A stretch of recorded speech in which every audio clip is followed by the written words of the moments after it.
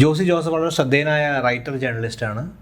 ജോസി ജോസഫിൻ്റെ പല ഇൻവെസ്റ്റിഗേറ്റീവ് റിപ്പോർട്ടുകളും വളരെ ശ്രദ്ധയാകർഷിച്ചിട്ടുള്ളതാണ്. പല രാഷ്ട്രീയവാദങ്ങൾക്കും കാരണമായിട്ടുള്ള റിപ്പോർട്ടുകൾ ജോസി ജോസഫിൻ്റേതായി വന്നിട്ടുണ്ട്.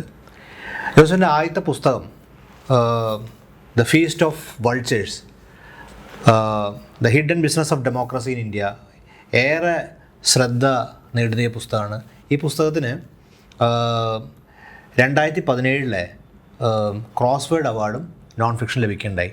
ഈ പുസ്തകം അതിൻ്റെ സബ് ടൈറ്റിൽ പറയുന്ന പോലെ the hidden democracy of India എന്ന് പറഞ്ഞ പോലെ ഇന്ത്യൻ ജനാധിപത്യത്തെ പ്രത്യേകിച്ച് ഒരു പോസ്റ്റ് സോഷ്യലിസ്റ്റ് പീരീഡിൽ എന്ന് വെച്ചാൽ പക്ഷേ നമ്മുടെ നെഹ്റുവിൻ പീരീഡിന് ശേഷം എത്രമാത്രം ഇന്ത്യൻ ജനാധിപത്യത്തിൽ ബിസിനസ് താല്പര്യങ്ങൾ അല്ലെങ്കിൽ മൂലധന താല്പര്യങ്ങൾ അതിനെ പിടിച്ചടക്കിയെന്നും അതേതൊക്കെ ഒരു എലീറ്റ് ക്യാപ്ചർ, ഡെമോക്രസിയുടെ ഒരു വരേണ്യമായിട്ടുള്ള ക്യാപ്ചറിനെ സംഭവിച്ചതിനെ കുറിച്ചുള്ള എങ്ങനെ അതിൻ്റെ ഒരു തരത്തിലുള്ള റോട്ടൺനെസ്സിലേക്ക് അത് പോയെന്നും ഡീപ്പ് റൂട്ടഡ് ആയിട്ടുള്ള അതിൻ്റെ റോട്ടൺനെസ്സിനെ കുറിച്ചൊക്കെ വിശദമാക്കുന്ന പുസ്തകമാണ് ജോസിയുടെ ആദ്യത്തെ പുസ്തകം എ ഫീസ്റ്റ് ഓഫ് വൾച്ചേഴ്സ്. തുടർന്ന് 2021 ഓഗസ്റ്റ് മാസത്തിലാണ് പുതിയ പുസ്തകം അദ്ദേഹത്തിൻ്റെ വരുന്നത്. അത് വളരെ ശ്രദ്ധേയമായ പുസ്തകമാണ്. ദി സൈലൻറ്റ് കൂ എന്നാണ് പുസ്തകത്തിൻ്റെ പേര്. A history of India's deep state എന്നുള്ളതാണ് പുസ്തകം. അത് ആ പുസ്തകത്തിൻ്റെ ഒരു സീക്വലായിട്ട് കാണാൻ പറ്റും. വ്യത്യസ്തമായൊരു ഐഡൻറ്റിറ്റി കാണാൻ പറ്റും. സീക്വലിൽ കാണാൻ പറ്റുന്ന ഇന്ത്യൻ ഡെമോക്രസിക്കകത്ത് സംഭവിച്ച അതിൽ വന്ന മാറ്റങ്ങൾ, ഡെമോക്രസിയിൽ എങ്ങനെയാണ് അതിൻ്റെ അകത്തുനിന്ന് ഇൻറ്റേണലായിട്ട് തന്നെ ഒരു തരത്തിൽ പഴയ പുസ്തകം എങ്ങനെയാണ് ഒരു എലിറ്റ് ക്യാപ്ചർ എന്ന പോലെ ഇൻറ്റേണലായിട്ട് സ്ട്രക്ചർ എങ്ങനെയാണ് അതിൻ്റെ അകത്തൊരു ക്യാപ്ചർ നടത്തിയ ഡെമോക്രസിയിൽ എല്ലാ വിധത്തിലുള്ള ഒരു സെംബ്ലൻസ് ഓഫ് ഡെമോക്രസി പോലും നമുക്ക് നഷ്ടപ്പെടുന്ന വിധത്തിൽ എങ്ങനെ ഡെമോക്രസി ഉള്ളിൽ അട്ടിമറിക്കപ്പെടുന്നതിനെ കുറിച്ചാണ് ജോസി ജോസഫ് ഈ പുസ്തകത്തിൽ വിശദീകരിക്കുന്നത്. ഡീപ്പ് സ്റ്റേറ്റ് എന്താണെന്ന് നമുക്ക് ആദ്യം വിശദീകരിക്കാം. ഡീപ്പ് സ്റ്റേറ്റ് എന്നൊക്കെ അറിയാം. യാനോസ് യാരോഫാക്കിസ് ഒക്കെയാണ് ആ പ്രയോഗം ആദ്യം ഒരു ഗ്രീക്ക് കോണ്ടെക്സ്റ്റ് നടത്തുന്നത്. പക്ഷേ അതിനെക്കുറിച്ച് ഇതിൻ്റെ അകത്ത് തന്നെ ജോസി ജോസഫ് കൃത്യമായിട്ട് പറയുന്നുണ്ട് എന്താണെന്ന്. അത് ഞാൻ ആ ഭാഗം ഒന്ന് വായിക്കാം. ഇതൊക്കെയാണത്. The states, police forces, intelligence agencies, federal investigation agencies, tax departments and the like become the tools of the ruling elite.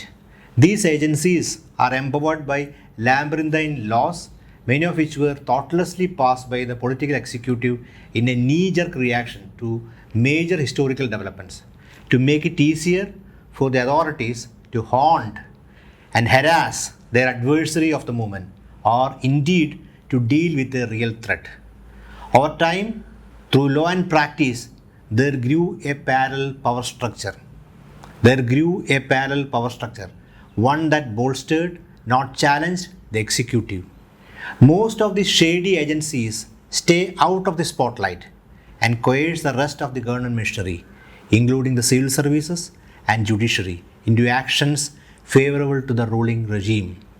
They raid, harass, eavesdrop, torture and kill. ഞാൻ ആ ഭാഗം വായിക്കണ്ട, അത് വായിക്കേണ്ട സെൻസിറ്റീവ് ഭാഗമാണ് ഡീപ്പ് സ്റ്റേറ്റിനെ കുറിച്ച്. ആ ഡീപ്പ് സ്റ്റേറ്റ് ഞാൻ ഏജൻസികൾ പറഞ്ഞു. These are non military agencies. ആ ഏജൻസീസിനെ കുറിച്ച് പറഞ്ഞു. ഫെഡറൽ ഏജൻസി, ഇൻ്റലിജൻസ് ഏജൻസീസ് ഒക്കെ ഇതിൻ്റെ അകത്തുണ്ട്. നമ്മുടെ പ്രധാനപ്പെട്ട ഇൻവെസ്റ്റിഗേറ്റീവ് ഏജൻസീസ് ഉണ്ട്. ഇവരെന്താണ് ചെയ്യുന്നത്? They raid, harass, eavesdrop, torture and kill. They malign, intellectually torture and create fake monsters out of ordinarily good people.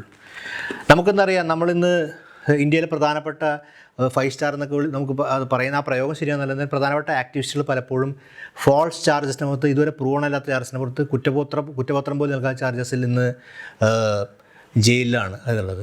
അവരുടെ പലതരം ബെയിൽ ആപ്ലിക്കേഷൻ റിജക്റ്റ് ചെയ്യപ്പെടുകയാണ്. അവർക്കതിനെ അപ്പോൾ ഇത് നടത്തുന്ന എന്താണ്, സ്റ്റേറ്റിനകത്തുള്ള ഒരു ഏജൻസീസാണ്. അവർക്ക് ഒരു പരമാധികാരം ലഭിച്ചിരിക്കുക. ഇതിൻ്റെ വ്യത്യസ്തമായിട്ടുള്ള കഥകൾ, വ്യത്യസ്തമായിട്ടുള്ള അനുഭവങ്ങളാണ് ഇതിൻ്റെ അകത്ത് ജോസി പുസ്തകത്തെ കൊണ്ടുവരുന്നത്. ഈ നെറേറ്റീവിൻ്റെ പ്രത്യേകത, ഈ നെറേറ്റീവിലൊക്കെ തന്നെ ഒരു വ്യക്തി അനുഭവിക്കുന്ന വേദനകളും അനുഭവങ്ങളെ ജോസി ഒരു സാധാരണ ജേർണലിസ്റ്റിന് വെറും ഡാറ്റകളും റിപ്പോർട്ടുകളെല്ലാം കൊണ്ടുവന്നുള്ളത്. ഓരോ വ്യക്തികളും നേരിടുന്ന പ്രശ്നമുണ്ട്.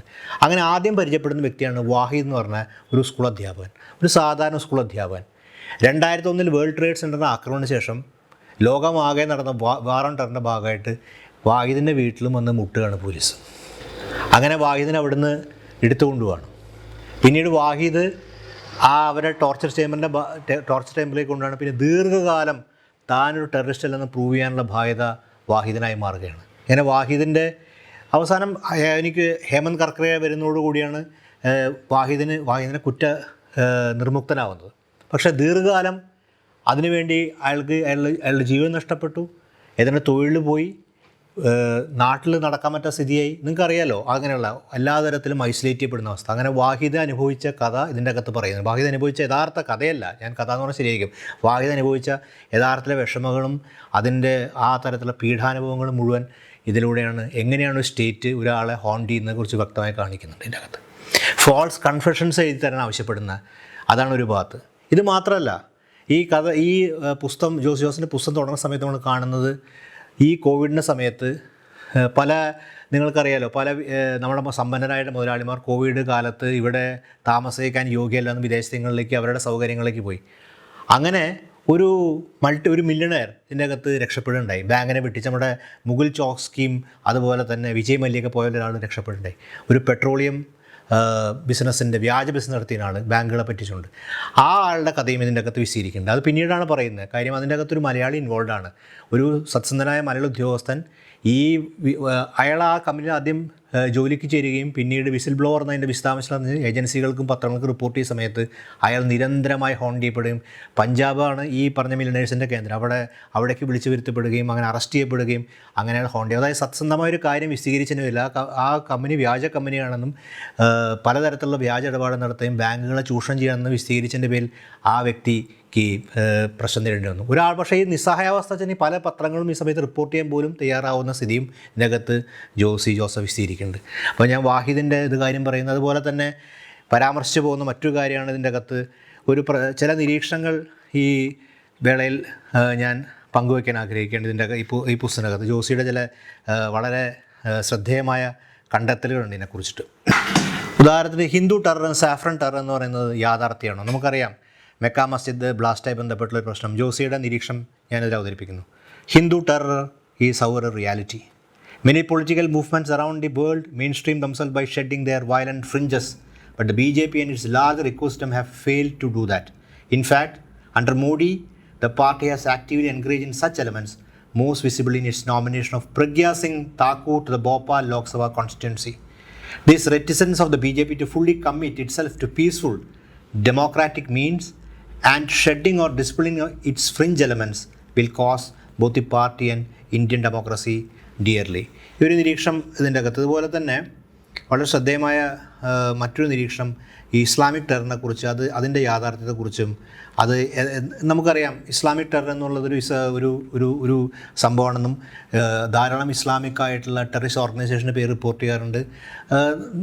ദിനംതോറും പത്രങ്ങളും വാർത്തകൾ മാധ്യമങ്ങളും കാണുന്നതാണ്. പല സ്ഥലങ്ങളിലായിട്ട് അവരുടെ ഈ കഴിഞ്ഞ ദിവസങ്ങൾ പത്രം കാണാം, ഒരു സാധനം എക്സ്പോസ് ചെയ്യപ്പെട്ടു, ഇൻ്റലിജൻസ് എക്സ്പോസ് ചെയ്തു, 4 ചെറുപ്പക്കാരെ അറസ്റ്റ് ചെയ്തു തുടങ്ങിയ വിവരങ്ങൾ നമുക്ക് ലഭിക്കുന്നു. അതിനെക്കുറിച്ച് പത്രങ്ങൾ വരുന്ന വാർത്തയാണ്. അതിനുശേഷം പിന്നീട് ഇവർ അന്വേഷണം വിധേയമാകുന്നുണ്ട്. അതിൻ്റെ പിന്നീട് നമുക്ക് അതിനെക്കുറിച്ച് പലപ്പോഴും വിശദാംശങ്ങൾ നമുക്ക് ലഭിക്കാതെ കൊണ്ട് ഇങ്ങനെ ഫോളോ അപ്പ് പലപ്പോഴും നടക്കാതെ പോകുന്നുണ്ട്.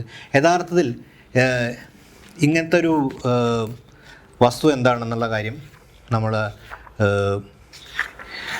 ജോസി ഇതിൻ്റെ അകത്ത് പറയുന്നുണ്ട്.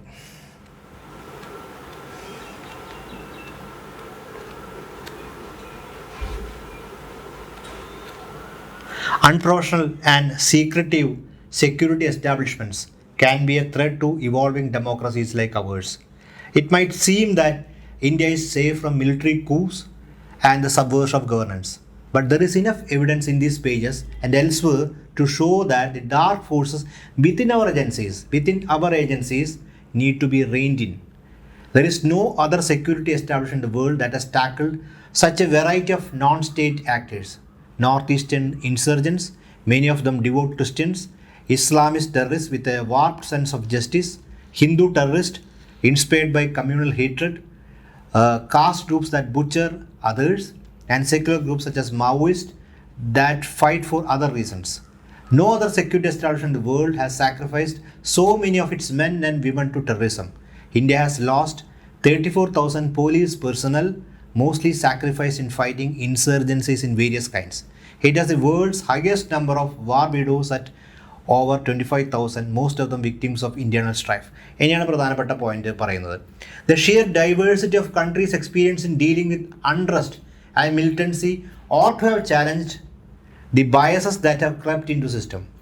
ഞാൻ ആ ഭാഗം കൂടി വായിക്കാം. The sheer diversity and of the country's experience in dealing with the unrest and militancy or to have challenge the biases that of corrupt in system. അതായത് പലതരത്തിലുള്ള ഇൻസർജൻസീസും പലതരത്തിലുള്ള ത്രെറ്റുകളിൽ നേരിട്ടുള്ള അനുഭവമുള്ള പാരാമിലിറ്ററി ഫോഴ്സാണ്. ആ നിലയിൽ അവർ പലതരത്തിൽ നേരത്തെ വിശദീകരിച്ച പോലെ നോർത്ത് ഈസ്റ്റ് ഇൻസർജൻസി, മാവോയിസ്റ്റുകൾ, അതോ ഇസ്ലാമിക് ടെറർ, ഹിന്ദു ടെറർ, ഇങ്ങനെ വ്യത്യസ്തമായിട്ടുള്ള തരത്തിലുള്ള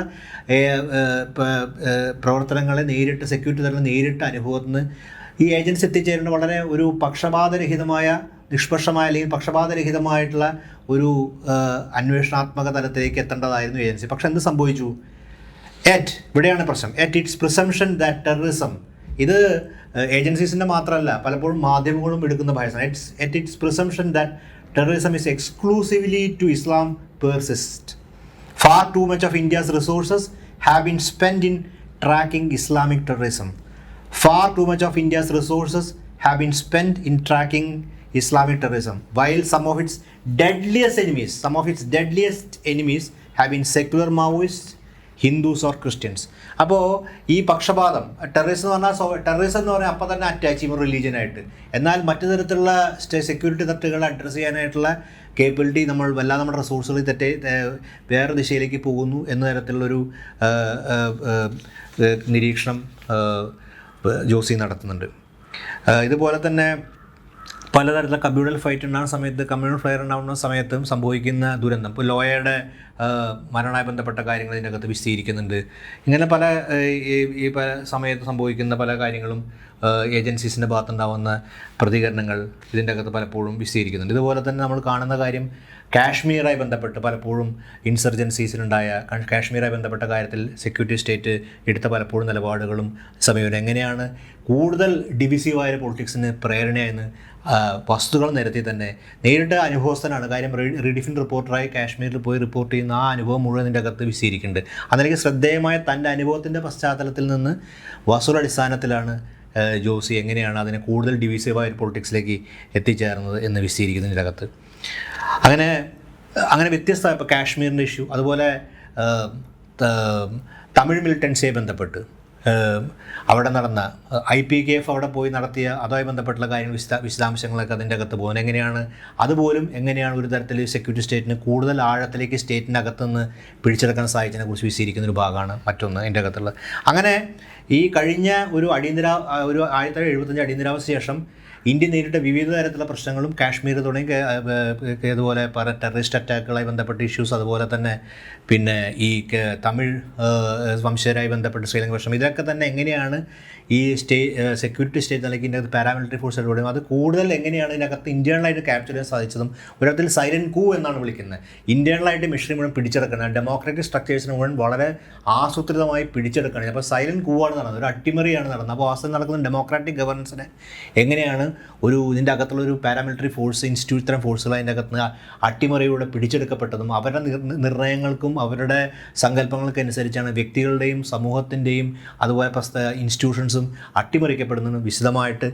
അതിൻ്റെ ഏറ്റവും പ്രത്യേകത ഈ പുസ്തകത്തിന് എനിക്ക് തോന്നുന്നു ഇതിനൊരു നരേറ്റീവ് ഉണ്ട്. നരേറ്റീവ് എന്ന് പറഞ്ഞാൽ ഇത് അനുഭവിച്ച വ്യക്തികളുടെ കഥകളിൻ്റെ അകത്ത് അവതരിപ്പിക്കുന്നത് നമ്മളെ സംബന്ധിച്ച് കൂടുതൽ ഈ പുസ്തകത്തിലേക്ക് നമ്മൾ അടുപ്പിക്കും ആ വിഷയങ്ങളെ.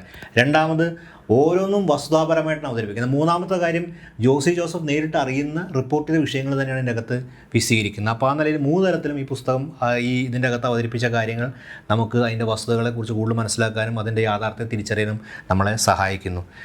പുസ്തകം 2021 വന്നത്. ഈ പുസ്തകം കോണ്ടെക്സ്റ്റാണ് പ്രസിദ്ധീകരിച്ചത്. ഈ പുസ്തകം പ്രസിദ്ധീകരിച്ചത് കോണ്ടെക്സ്റ്റ് എന്ന പ്രസാധകരാണ്. ഈ പുസ്തകത്തിൻ്റെ വില 699 രൂപ. വെസ്റ്റ്ലാൻഡ് ബുക്സാണ് ഇത് ഇറക്കിയിട്ടുള്ളത്. ഇത്രയും പറഞ്ഞുകൊണ്ട് ഞാൻ ഇവിടെ നിർത്തുന്നു. താങ്ക്സ്.